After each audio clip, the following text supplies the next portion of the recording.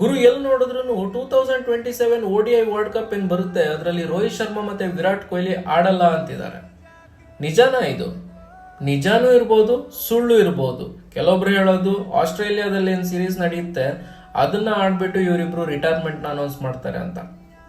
ಅದೇನೇ ಆಗಿರ್ಲಿ ಗುರು, ಅವ್ರು ಆಡ್ತಾರೋ ಬಿಡ್ತಾರೋ, ಬಟ್ ಅವ್ರು ಮಾಡಿರೋ ಸಾಧನೆಗಳಿಗೆ ನನ್ನ ಪ್ರಕಾರ ಸರಿಸಾಟಿಯಾಗಿ ಇನ್ನೊಬ್ರು ಬರ್ತಾರೆ ಅನ್ನೋದು ಸ್ವಲ್ಪ ಮಟ್ಟಿಗೆ ಸುಳ್ಳೇನೆ. ಅದು ಏನು ಸಾಧನೆ ನೋಡೋಣ. ವಿರಾಟ್ ಕೊಹ್ಲಿ ODI ಸೆಂಚುರೀಸ್ ಎಷ್ಟು ಗೊತ್ತಾ? 51. ಬರೀ 287 ಇನ್ನಿಂಗ್ಸಲ್ಲಿ 14,000 runs and one of the top 3 run scorer in ODIs.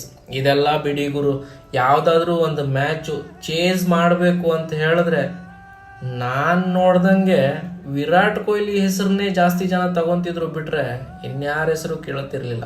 ಇನ್ನು ನಮ್ಮ ರೋಹಿತ್ ಶರ್ಮಾ 6 ತಿಂಗಳ ಹಿಂದೆನೆ ಜಸ್ಟ್ ಫ್ರೆಶ್ ಆಗಿ ವರ್ಲ್ಡ್ ಕಪ್ನ ಕೈಯಲ್ಲಿ ಇಟ್ಕೊಂಡು ಬಂದಿದ್ದಾರೆ. ಅವ್ರ ಕ್ಯಾಪ್ಟನ್ಸಿ ಬಗ್ಗೆ ಮಾತಾಡ್ಬೇಕಾ? ಹೋದಲ್ಲೆಲ್ಲ ಗೆಲುವು, ಹೋದಲ್ಲೆಲ್ಲ ಸಿರೀಸ್ ವಿನ್ನು. ಸ್ವಲ್ಪ ಸೋಲ್ಗಳಿರ್ಬೋದು, ಬಟ್ ಕಂಪ್ಯಾರಿಸನ್ ಅಲ್ಲಿ Rohit Sharma one of the best captain ಅನ್ನೋದ್ರಲ್ಲಿ ತಪ್ಪಿಲ್ಲ. ಸೊ ಇವಾಗ ಹೇಳಿ, ಇವರಿಬ್ಬರನ್ನ ಒಂದು ವೇಳೆ 2027 ವರ್ಲ್ಡ್ ಕಪ್ ಆಡೋಕ್ಕೆ ಚಾನ್ಸ್ ಕೊಟ್ಟರೆ ಮ್ಯಾನೇಜ್ಮೆಂಟ್ಗೆ ಅಂಥದ್ದೇನಾಗುತ್ತೆ? ಇದರಿಂದ ಕಳ್ಕೊಳ್ಳೋದೇನಿದೆ?